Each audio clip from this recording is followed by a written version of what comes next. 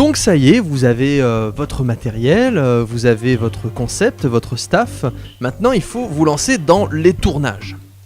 Alors les tournages, donc je le disais un petit peu tout à l'heure, un tournage ça ne se passe jamais comme on veut. La plupart du temps, j'ai mon script en tête, je suis là, je m'imagine la scène, avec des moyens hollywoodiens forcément, puisque ça se passe dans ma tête, donc je fais ce que je veux. Et quand j'arrive sur le tournage, évidemment, c'est à des années-lumière de ce que j'aurais voulu. Donc là, pareil, il faut s'adapter à ces moyens et faire du mieux qu'on peut avec ce qu'on a.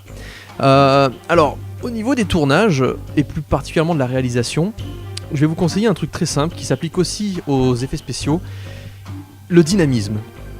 J'ai souvent remarqué des contenus, des web-séries ou des fictions qui sont ultra belles, qui sont ultra travaillées, et pourtant qui souffrent d'un manque de rythme monstrueux qui fait qu'on s'endort, avec des plans des fois de 15-20 secondes, on est là, on fait... Et donc voilà, vous imaginez un petit peu l'idée. Et donc, les mecs, des fois, ils vont sortir des textes longs et compagnie. Oh là là, mon dieu, c'est horrible. Il faut vraiment privilégier le rythme.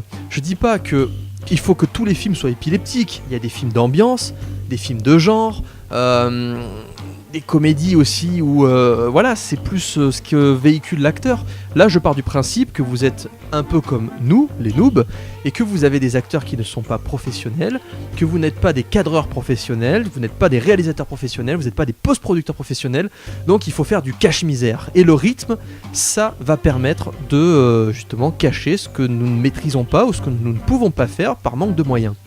Donc un acteur pas professionnel, il faut l'aider. Alors comme je disais tout à l'heure, ça commence au niveau du script, vous leur prévoyez des phrases adaptées à leur niveau, mais même quand ils sont bons, des phrases pas trop longues.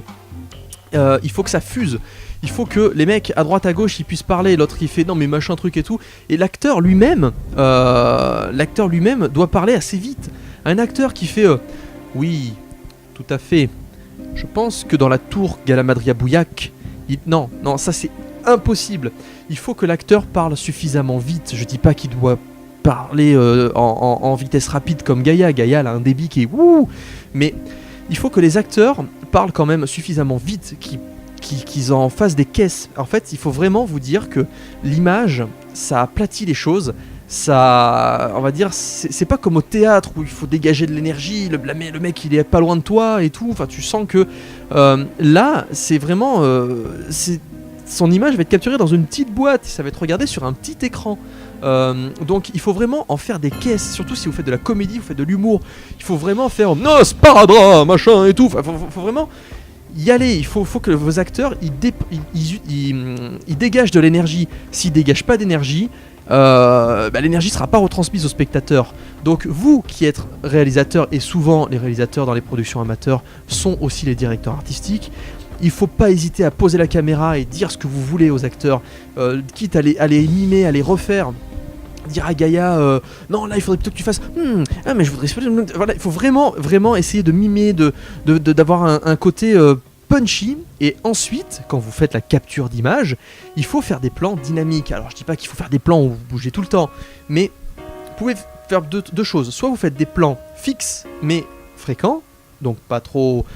pas des plans de 15 secondes, surtout pas, jamais. Donc soit des plans fixes si vous préférez filmer au trépied, soit des plans à la main où vous allez bouger légèrement, soit vous allez avancer légèrement vers l'acteur pour pouvoir justement avoir toujours un mouvement et que l'œil ne soit pas là en train de se dire il joue mal. Non, parce que du coup ça bouge tout le temps, il y a une certaine harmonie, la musique, tout est au service de l'acteur, l'acteur utilise une énergie folle, il bouge, la réalisation est punchy, les plans sont suffisamment saccadés pour qu'on ne s'ennuie pas, pour qu'il y ait du rythme. Vraiment j'insiste sur le rythme, parce que combien de web-séries je vois qui sont magnifiques, mais qui ont un rythme à dormir debout, avec des acteurs qui veulent faire comme les pros mais qui n'ont pas le niveau professionnel et qui sont là derrière leur bar par exemple. Que veux-tu boire? L'autre qui arrive fait je voudrais boire une mousse Très bien, tout ça en un plan, mais c'est insupportable. Alors que si vous arrivez, vous faites un plan serré par exemple sur les mains du mec qui est en train de nettoyer son verre, ensuite la caméra qui monte sur le mec qui fait alors qu'est-ce que tu veux boire, l'autre qui arrive qui fait, tu sais, qui pose un truc parce qu'il est un peu, voilà, c'est un mec qui est un peu couillu, il s'assoit là, il pose sa main, il fait, ensuite t'as un autre plan sur sa tête qui fait comme ça, il fait je veux boire une mousse, il fait ouais ça marche et tout, des plans assez rapides, des trucs assez saccadés, de manière à ce qu'on ne s'ennuie pas et que ça soit punchy. Alors ce que je dis, ça s'applique aussi aux effets spéciaux. On n'est pas des professionnels des effets spéciaux. Ce qu'on fait, c'est moche. Il faut dire ce qui est. D'un côté, vous avez au cinéma The Avenger, Iron Man. Quand on fait des effets de particules, vous vous rappelez tous du combat entre Voldemort et Harry Potter où les deux baguettes s'envoient leur pouvoir et il y a une espèce de particules super belles, etc. Évidemment, tout ça, on peut pas faire. On n'a pas le niveau, on n'a pas le matériel, on n'a pas les ordis. Donc, qu'est-ce qu'on fait ? Eh bien, on fait du cache-misère. Ça veut pas dire qu'il faut pas faire d'effet spécial, ça veut dire qu'il faut le montrer juste assez longtemps pour qu'on comprenne l'action, mais pas assez longtemps pour que l'œil se rende compte que c'est moche, tout simplement. C'est-à-dire, vous allez faire un effet spécial, et souvent il y a des gens qui sont tellement fiers de leurs effets spéciaux qui vont le laisser pendant, je sais pas moi, 5, 6, 7, 8 secondes à l'écran, et là tu te dis, waouh, c'est moche. Voilà, c'est vraiment, faut pas qu'on en arrive là. Il faut que le mec il fasse son effet spécial, et puis on passe au plan suivant, l'autre qui fait oh putain comme ça, puis d'un seul coup il y a un plan sur la main où il génère une boule de feu, et puis un autre plan où il envoie la boule de feu, etc. Et ça, c'est vraiment, c'est un coup de main, vous allez vous planter au début, vous êtes obligé de vous planter, vous allez faire des plans trop longs, vous allez avoir des problèmes de rythme, vous allez faire quelque chose de trop saccadé aussi, ça c'est du métier qui rentre, c'est de la pratique. Des fois vous allez faire un truc tellement saccadé qu'on va plus rien comprendre, et vous n'allez pas laisser les mouvements suffisamment longtemps. Pareil. Le son, il faut vraiment pas que ce soit une réplique, un plan. Il faut vraiment que les répliques commencent et se terminent sur le plan suivant de manière à lier tout votre montage. C'est ultra compliqué à écrire, à vous expliquer, et je sais pas si vous allez comprendre, je sais pas si je suis très clair. Alors la petite astuce que j'utilise, c'est que je vais faire mon montage, comme avec le son, donc le montage brut, et puis ensuite je vais couper le son pour éviter que l'oreille fausse mon interprétation de la vidéo. Et je ne vais faire confiance qu'à mes yeux. Et là, mes yeux vont voir les faux raccords, vont voir les plans trop longs, où je me dis, ouh, c'est un peu long là, etc. Et ensuite, quand je vais faire mes modifications, j'essaye je remets le son, et je m'imagine, je me dis, oui, mais là, c'est long. Mais est-ce qu'il va y avoir un effet spécial qui va apparaître, qui va occuper le regard ? Est-ce qu'il y a un bruitage qui va, je sais pas, par exemple, le personnage fait comme ça, et puis on laisse un petit peu, mais il y aura un cri par exemple avec ah comme ça, parce qu'il a entendu quelque chose. Donc là on peut laisser le plan un peu plus longtemps même s'il ne se passe rien. Donc vraiment il y a tout un tas d'astuces, et ça c'est la pratique il n'y a pas de miracle au niveau du montage, il y a la pratique.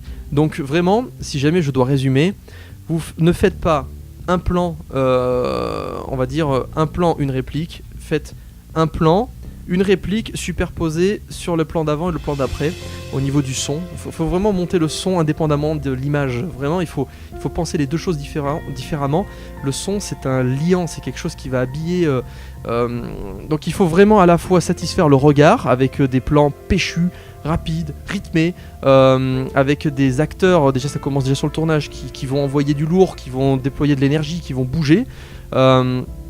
Et donc quelque chose pas d'épileptique mais de rythmé. Il faut vraiment, c'est pas du théâtre, enfin sauf si vous faites du film d'ambiance, mais voilà, nos acteurs sont pas professionnels, on n'est pas des professionnels, donc il faut faire du cache-misère, et le cache-misère c'est le rythme qui va permettre de faire en sorte qu'on ne verra pas que c'est moche. Voilà, quand vous aurez des moyens hollywoodiens, vous pourrez vous permettre de faire un plan de 2 minutes sur une ville totalement détruite, magnifique, où on rentre sur les détails, etc. Pas de souci. Mais là pour l'instant, contentez-vous vraiment de faire quelque chose de rapide, et même si vous êtes fier de votre effet spécial, surtout ne vous amusez pas à le laisser trop longtemps en disant haha j'ai passé des heures, je veux le voir pendant longtemps. Non, il aura plus d'impact si jamais on s'est pas rendu compte qu'il était moche. C'est ça le truc. C'est vexant de se dire qu'un effet spécial est moche, mais quand le mec il passe du temps dessus. Mais c'est très rare de faire un effet spécial réussi qui ne se voit pas à notre niveau. Voilà, c'est forcément moche parce qu'on n'a pas le matériel de lutter, ni la logistique de lutter contre les productions hollywoodiennes. Et aujourd'hui, les gens sont gavés de productions hollywoodiennes, ils sont blasés, et vous pourrez faire ce que vous voulez, vous n'impressionnerez plus personne avec des effets spéciaux, avec un ordinateur. Voilà, tout simplement. on a souvent des guests, et c'est vrai que des fois, moi j'arrive, je filme, je fais action, donc le mec il fait oui, je me dis machin, il dit sa phrase, et je fais ok, plan suivant, et là, souvent le guest me dit mais tu fais pas de plan de sécurité, tu fais pas de 2-3 plans, etc. Et c'est vrai que moi souvent je dis bah non, c'est bon, là dans le montage que j'ai en tête, ton plan est bon, c'est ce que je veux. Ok, d'accord. Et c'est vrai que ça fait bizarre des fois. Donc peut-être que voilà, vous serez un réalisateur qui aurait besoin de faire 3, 4, 5 plans de sécurité. Peut-être que vous aurez un directeur artistique qui dira bon, il faut progresser, donc je veux que chaque acteur me fasse 5 fois son plan avant de le valider. Ce sont des approches différentes. Moi j'ai une autre perception. Je pars du principe qu'un acteur, il a un temps de concentration qui est limité. Ça peut être dû au froid, ça peut être dû au vent, ça peut être dû à la chaleur, ça peut être dû à la soif, ou tout simplement parce qu'il a un truc prévu le soir et qu'il est stress parce qu'il faut vite qu'on termine. Mais un acteur, ça a un temps de concentration limité. Un réalisateur, ça a une énergie limitée aussi. Donc il faut réussir à tourner un maximum pendant qu'on est dans la période de concentration et d'énergie. Donc c'est vrai que je suis très dynamique, j'essaie de maintenir un rythme et donc j'essaie de faire ça assez vite pour éviter de m'éterniser sur des tournages à rallonge de 10 heures, 11 heures, 12 heures où les mecs ils en peuvent plus. Bon après il y a la nuit aussi qui nous rattrape donc il faut être speed. Donc voilà, moi j'ai plutôt tendance à dire voilà, si le plan est bon, ok, on le garde et j'ai pas besoin de plan de sécurité ou trucs comme ça. Aujourd'hui le matériel est assez fiable donc si le plan il est là, point barre. Voilà, donc ça c'est vraiment ce que je me dis. C'est pas forcément la meilleure méthode. Je sais que si un jour je devais faire un film et non plus une web série où il faut avancer, je serais plus exigeant. Je donnerais les scripts en avance, je ferais peut-être plus de plans, je chercherais plus à faire quelque chose de beau esthétiquement au niveau du plan. Bon, je dis pas que je fais des trucs moches, hein, mais je fonctionne sur de l'automatisme en fait en web série et on avance et je progresse en améliorant mes automatismes.